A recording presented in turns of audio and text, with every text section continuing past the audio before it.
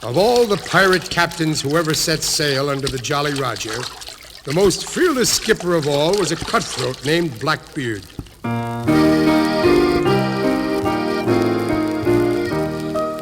Black-hearted Blackbeard sank many a ship. He carried 6 pistols and knives on each hip. His name made men tremble and filled them with fear. Black-hearted Blackbeard, the bad buccaneer. Black-hearted Blackbeard, the bad buccaneer. Black-hearted Blackbeard would sail through a storm, while only the hair on his chest kept him warm, and also the earring he wore in each ear. Black-hearted Blackbeard, the bad buccaneer. Black-hearted Blackbeard, the bad buccaneer. Black-hearted Blackbeard would walk in a room, take out a big musket and shoot someone, boom! Then say, that's my way of announcing I'm here. Black-hearted Blackbeard, the bad buccaneer. Black-hearted Blackbeard, the bad buccaneer. Black-hearted Blackbeard did not die in bed. 'Twas in a great sea fight that he lost his head. And now with the devil he drinks rum and beer. Black-hearted Blackbeard, the bad buccaneer. Black-hearted Blackbeard, the bad buccaneer. In the wildest hurricane at sea, Blackbeard just laughed. As waves 40 feet high washed over his ship, Blackbeard stood calmly on the bridge, eating a chicken leg, even when the spars and rigging were carried away, when the mainmast creaked and groaned and snapped in two. Blackbeard steered the ship into the center of the great storm. If ever a pirate looked like a pirate, it was Blackbeard. His long beard came down below his waist, and he tied it in pigtails with red ribbons. He wore gold earrings, and across his hairy chest he carried 6 pistols. He could pick up a man by the hair and throw him as high as the crow's nest. He fought for hours without stopping. He was happiest when he was surrounded by enemies, his cutlass dripping with blood. When he went into battle, he stuck pieces of rope under his hat and set them on fire. So he fought in a cloud of fire and smoke. After winning a great victory one day against a British man-of-war, Blackbeard sat down with his men to a feast. Without anyone seeing him, he put one of his pistols under the table and shot his first mate through the knee. "Just don't ever forget who's captain of this ship," roared Blackbeard. Between voyages, Blackbeard spent his time in the little coastal towns of North Carolina, enjoying his great stolen wealth. The people were more afraid of him than they would have been of stampeding elephants. But they were helpless.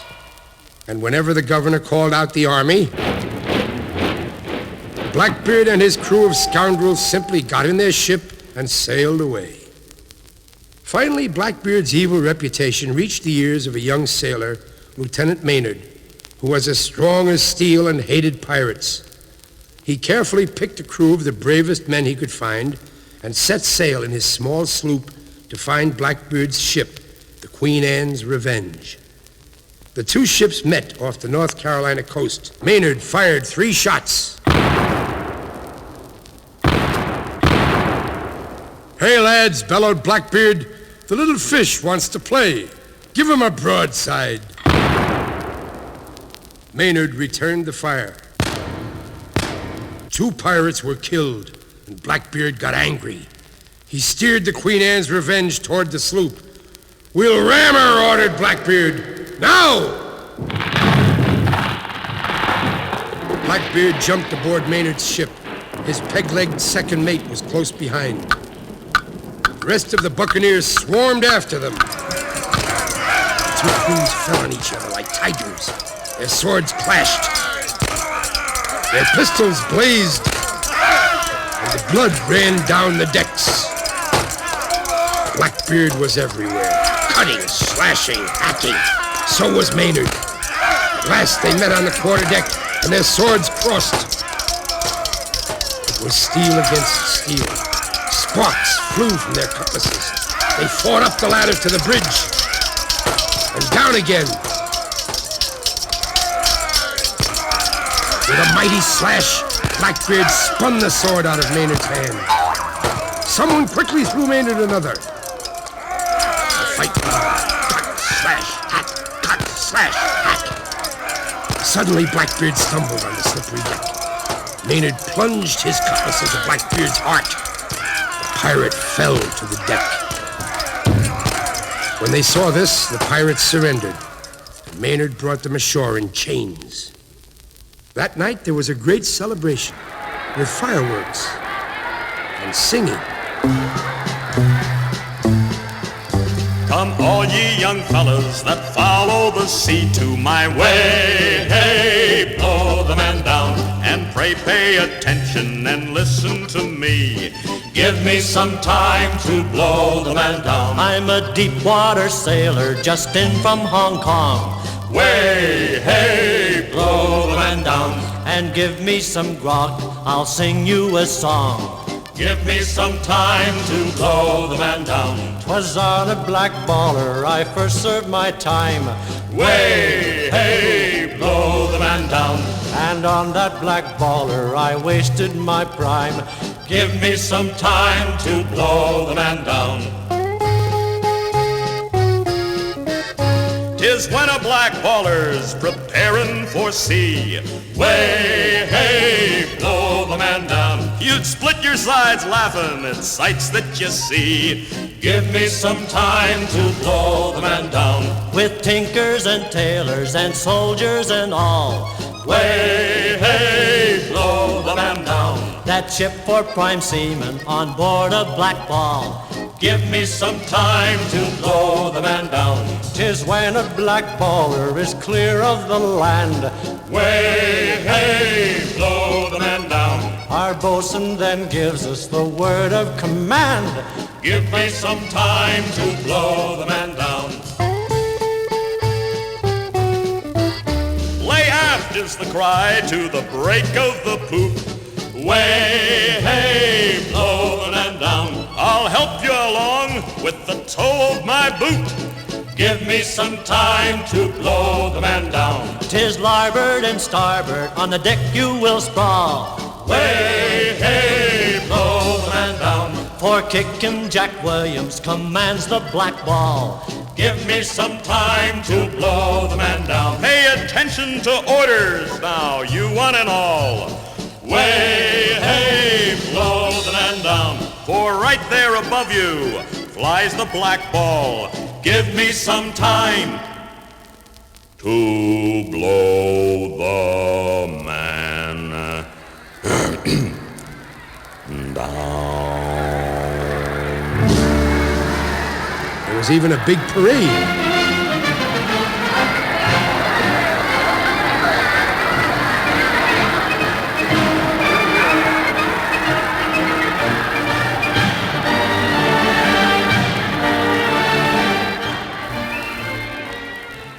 Carried in the parade, at the end of a long pole, was Blackbeard's head.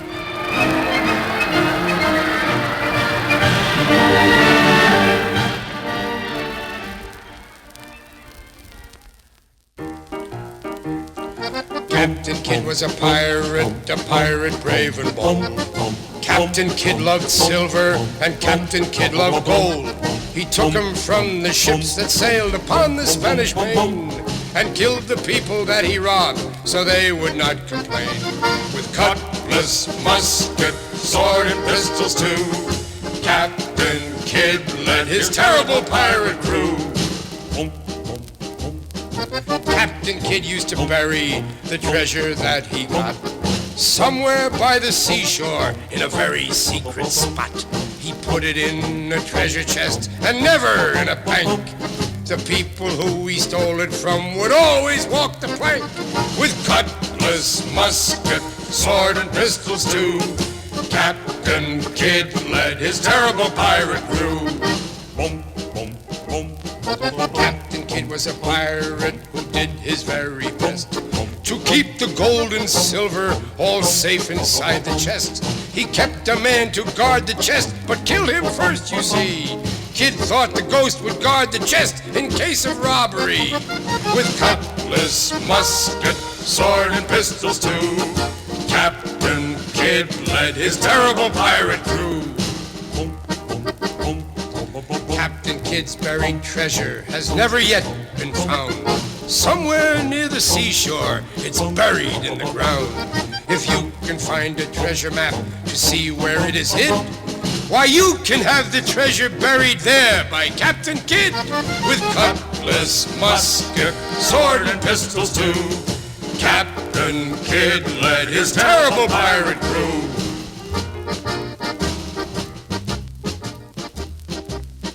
Most pirates never kept their gold for long. They'd attack a ship, divide the gold they found, the doubloons and the pieces of 8, sail to the nearest port, and spend the gold on rum and gambling. But Captain Thomas Kidd was different. Captain Kidd was one pirate who buried his gold. All up and down the seacoast from Florida to Maine are treasures buried by Captain Kidd. Even now, people sometimes look for these treasures, but not one treasure chest has ever been found. If you knew where to look for them, you'd be the richest person in the world. Buried with the treasure, you'd find a skeleton.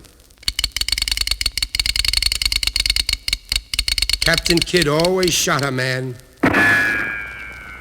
and buried him with the treasure, so his ghost would guard the gold forever.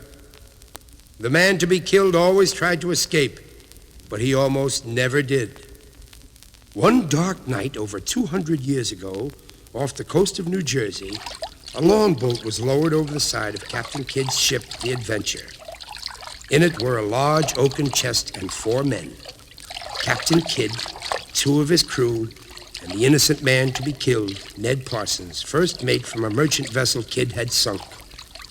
The boat moved swiftly toward shore as Captain Kidd urged the men on.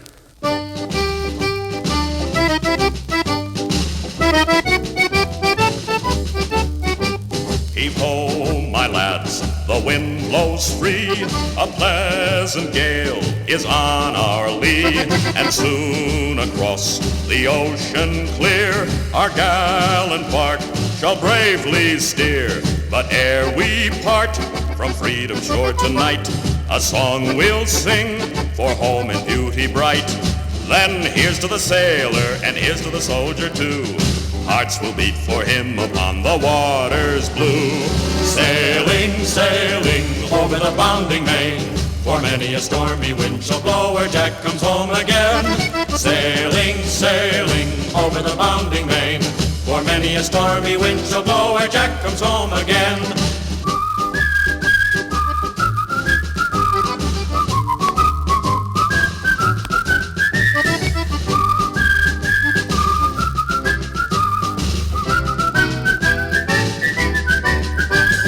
Sailing, sailing over the bounding main, for many a stormy wind shall blow where Jack comes home again.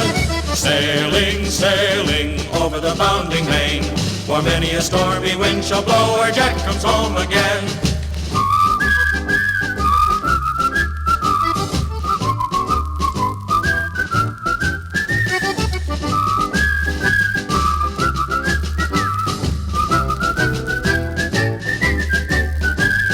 Sailing, sailing over the bounding main, for many a stormy wind shall blow where Jack comes home again. Sailing, sailing over the bounding main, for many a stormy wind shall blow where Jack comes home again. Soon the longboat scraped against the beach. The men got out. They lifted the treasure chest to their shoulders. Captain Kidd took a map from his pocket. He pointed to a wide crack in a big jagged rock lying near the shore. "Start from there," he roared. "Walk north, northeast 20 paces, south 12 paces, and 15 paces west." "Now dig," said the captain, "and make it quick or I'll crush your skulls with a marlin spike." Ned Parsons, who was bound hand and foot in the longboat, watched in horror as the men dug. It was hard work. Under the sand, the ground was rocky. "Hey, Parsons," called Captain Kidd, "you ain't a dead man yet. Lend a hand." With his cutlass, he untied Ned Parsons and threw him a shovel. Ned Parsons began to dig. The hole got deeper and deeper. Ned Parsons knew that within the hour he'd be dead. Suddenly, he picked up a shovelful of sand and threw it in the faces of the pirates. He ran down the beach and jumped in the longboat. But the boat was stuck. He couldn't pull it free from shore. The pirates were chasing him now, shouting and cursing. One great heave of the oars, and Parsons felt the boat slide into the water. With all his strength, Parsons rowed out to sea. But he still wasn't out of danger. One of the pirates waded into the ocean and swam after him. He came closer, closer, closer. Clenched in his teeth was a long, shiny knife. He reached the boat. He put his hand over the side. Parsons lifted an oar and the pirates sank out of sight. Ned Parsons was safe. As for Captain Kidd, he was captured at last, returned to his native England, and hanged. For many years, his body swung in a cage at the entrance to London Harbor to remind all seafaring men what happens to pirates.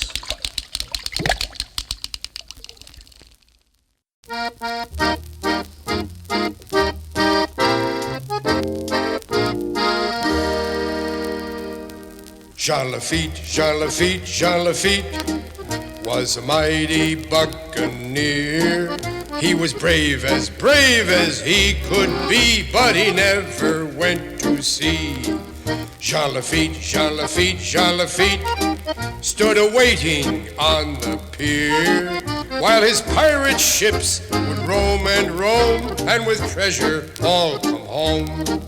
Jean Lafitte was a pirate leader who led his men in war, but he didn't like the ocean, so he spent his time on shore, Jean Lafitte, Jean Lafitte, Jean Lafitte, give his name a mighty cheer. He was the bravest of them all when he heard his country call. They beat the English army. They licked the English fleet, helped by the pirate hero, Jean Lafitte, Jean Lafitte, Jean Lafitte. Jean Lafitte, Jean Lafitte, Jean Lafitte was a mighty buccaneer. He was brave as he could be, but he never went to sea. Jean Lafitte, Jean Lafitte, Jean Lafitte stood awaiting on the pier while his pirate ships would roam and with treasure all come home. Jean Lafitte was a pirate leader who led his men in war, but he didn't like the ocean, so he spent his time on shore, Jean Lafitte, Jean Lafitte, Jean Lafitte, give his name a mighty cheer. He was the bravest of them all when he heard his country call. They beat the English army. They licked the English fleet, helped by the pirate hero, Jean Lafitte, Jean Lafitte, Jean Lafitte. Jean Lafitte was a pirate who was only at sea once in his whole life, when he sailed from his birthplace in France to America, where he became, of all things, a blacksmith. But he wasn't a blacksmith for long. Lafitte wanted money. Money, money, money. And he knew how to get it. On the Gulf of Mexico, the harbor of Barataria, where all the pirate ships dropped anchor after their voyages. There a pirate colony grew up, and a wild place it was.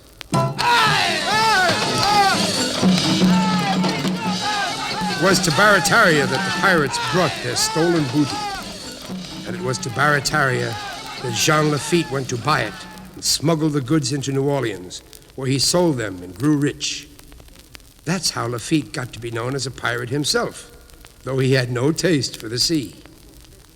Before long, this businessman pirate was the ruler of the entire buccaneer colony. Then in 1812, war broke out between the United States and England. But the war had no effect on the pirate town. While the English and American ships and armies fought great battles, it was as carefree and wild as ever. Until one day, Lafitte's lieutenant burst into his house with bad news. The Americans, under Colonel Patterson, were marching through the swamps toward Barataria to wipe out the pirate den. Just then, Lafitte heard gunfire from the harbor. He looked out and saw the English man-of-war Sophia. The town was being attacked by everyone. What was he to do? But the English ship raised a signal flag. They weren't there to fight. They wanted to talk to Jean Lafitte. He jumped into a small boat and rowed out to the Sophia and went aboard. The English captain, Lockyer, told Lafitte what he wanted. The English fleet was going to attack New Orleans. If the pirates would help them, he had orders to make Lafitte a commodore and all the pirates officers in the Royal Navy. Lafitte said he'd give the captain his answer the next day. He returned to the shore with his news and walked into the Skull and Crossbones Tavern, where most of the pirates could usually be found. Who's that knocking at my door? Who's that knocking at my door? Who's that knocking at my door? Cried the fair young maiden. It's only me from across the seas, said Barnacle Bill the sailor. Me, myself, and nobody else, said Barnacle Bill the sailor. Only me from across the seas, said Barnacle Bill the sailor. Me, myself, and nobody else, said Barnacle Bill the sailor. I'll come down and let you in. I'll come down and let you in. I'll come down and let you in. Cried the fair young maiden. Well, hurry down or I'll bust in the doors, said Barnacle Bill the sailor. It's me, myself, and nobody else, said Barnacle Bill the sailor. Hurry down or I'll bust in the doors, said Barnacle Bill the sailor. It's me, myself, and nobody else, said Barnacle Bill the sailor.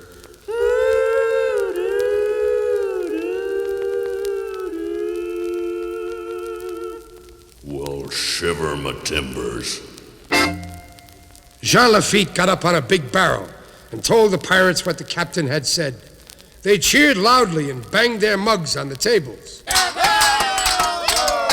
Then someone called out, "Hey, Jean Lafitte, all the ladies will love you in your Commodore's uniform." But Lafitte shook his head. "You do what you please," he said. "But if the time has come to fight, Lafitte fights only for America, the country where I live." With that, he left the Skull and Crossbones Tavern and headed toward the swamp. There was silence. And then one man said, "Lads, I go with Lafitte," and ran after him. Another man followed. Then another. And another. Soon every pirate in Barataria was marching with Jean Lafitte toward the American army. Lafitte walked forward, holding a white flag. Colonel Patterson came out to meet him. Lafitte told the colonel the English were going to attack New Orleans. The pirates wanted to help. Colonel Patterson knew he would need every man he could get. "Your offer is accepted," he said, and shook hands with Jean Lafitte. Several days later, the Battle of New Orleans took place.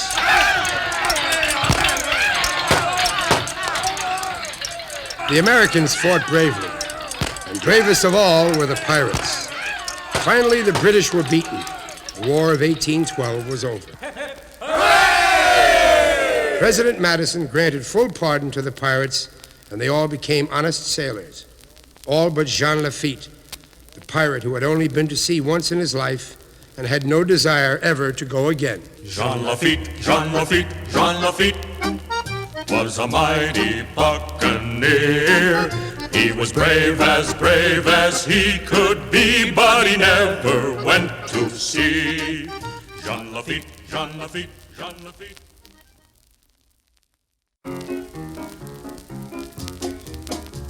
The most bloodthirsty buccaneer.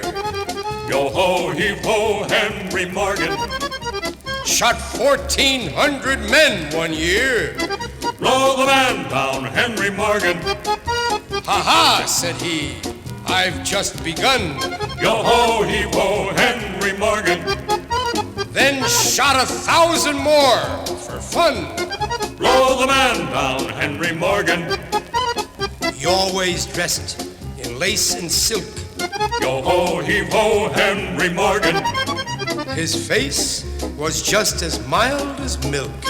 Blow the man down, Henry Morgan.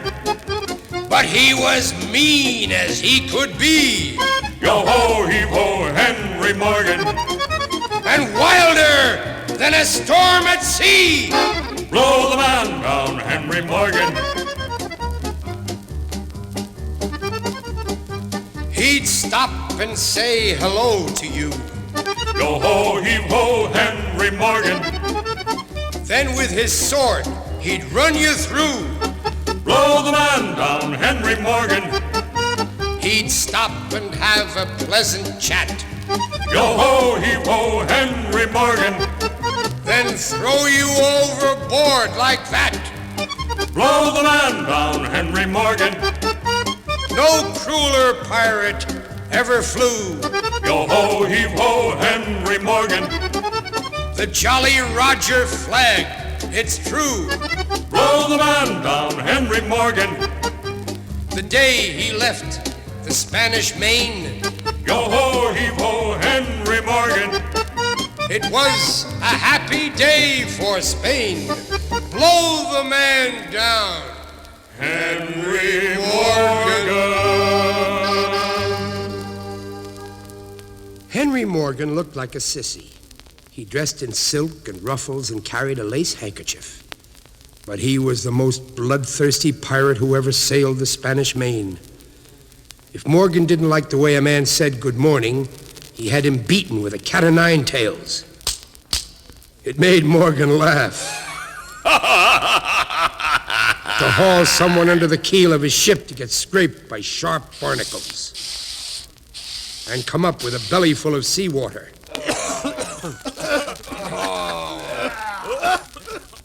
If his 3-minute eggs were 1 minute overdone, Morgan would march into the galley and shoot the cook. All Morgan's prisoners walked the plank. When they reached the middle, the plank tipped, and off they'd go into the water. Men, women, and children. If Morgan really didn't like someone, he'd stretch them on the rack and use them for a knife-throwing target. Or tie them to the crow's nest until they sizzled in the broiling sun. Once a rival pirate captain visited Morgan's ship, the Good Samaritan, and didn't say goodbye when he left. "Most impolite," said Morgan. And when the man got back to his own ship, Morgan said to his mate, "Blow it up, please." The pirate captain and his 300 men were blown to smithereens. Morgan grew rich from capturing Spanish galleons loaded with gold and silver and precious stones. But he wasn't satisfied with plundering the galleons. There was more gold and silver and precious stones to be had on dry land.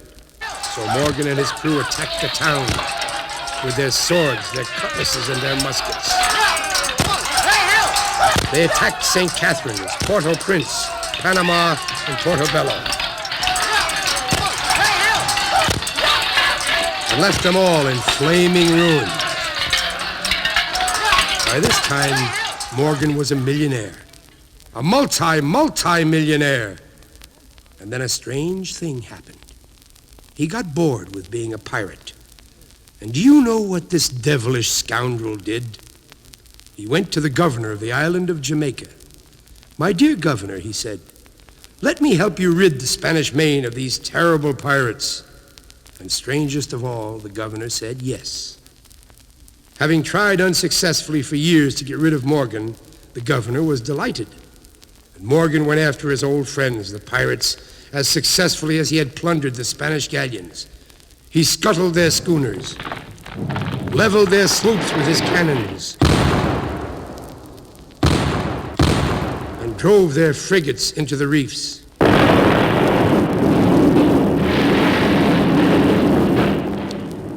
The men he didn't send to Davy Jones' locker, he hung from the yardarm. Word traveled slowly in those days, and there were still a few pirate crews that didn't know Morgan had now reformed. One of these crews sailed into Jamaica Harbor and was invited to dinner at Morgan's mansion. The buccaneers were happy to see their old friend again. All evening long they ate and drank and laughed and told stories and sang songs about their adventures. Yo-ho, you lovers, yo-ho, you lovers, yo-ho, yo-ho, yo-ho. 3 pirates came to London town, yo-ho, yo-ho. 3 pirates came to London town, yo-ho, yo-ho. 3 pirates came to London town to see the king put on his crown. Yo-ho, you lovers, yo-ho, you lovers, yo-ho, yo-ho, yo-ho. At first they came to a wayside inn, Yo-ho, yo-ho, At first they came to a wayside inn, yo-ho, yo-ho. At first they came to a wayside inn and said, "Good landlord, let us in." Yo-ho, you lovers, yo-ho, you lovers, yo-ho, yo-ho, yo-ho.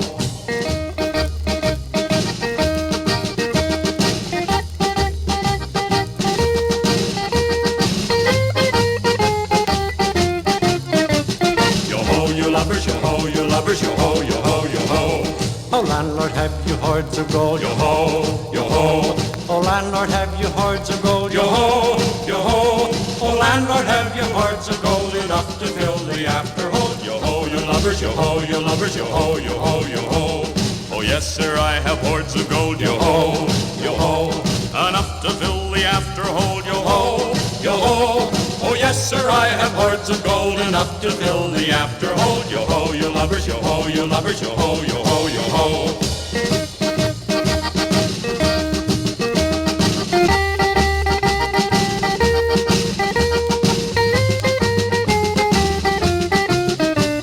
Yo-ho, you lovers, yo-ho, you lovers, yo-ho, yo-ho, yo-ho. Oh landlord, have you a daughter fair? Yo-ho, yo-ho, Oh landlord, have you a daughter fair? yo-ho, yo-ho. Oh, landlord, have you a daughter fair with laughing eyes and curly hair? Yo-ho, you lovers, yo-ho, you lovers, yo-ho, yo-ho, yo-ho. Oh yes sir, I've a daughter fair. Yo-ho, yo-ho, Oh yes sir, I've a daughter fair. yo-ho, yo-ho. Oh, yes, sir, I've a daughter fair with laughing eyes and curly hair. Yo-ho, you lovers, yo-ho, you lovers, yo-ho, yo-ho, yo-ho.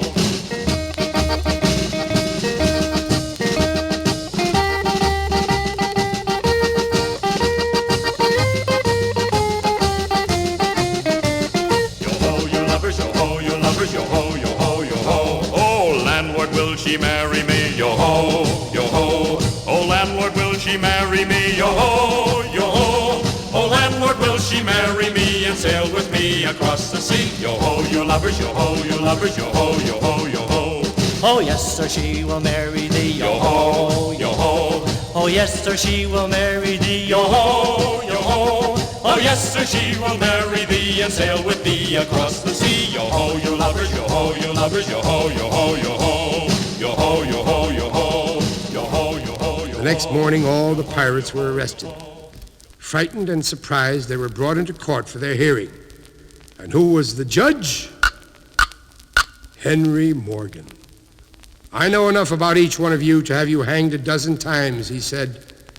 And by evening, every one of the pirates was dangling from a gallows. Henry Morgan, the most bloodthirsty pirate who ever sailed the Spanish Main, had become the greatest enemy the pirates had ever known.